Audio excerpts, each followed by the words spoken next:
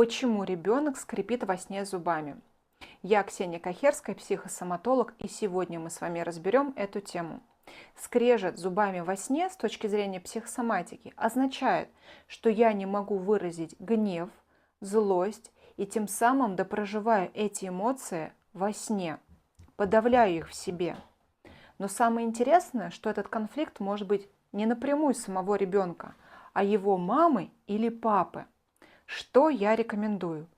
Первое. Проанализировать, какая обстановка у вас сейчас в семье. Спокойно ли дома? Второе. Научиться самому и обучить ребенка, как проживать негативные эмоции в моменте, в течение дня.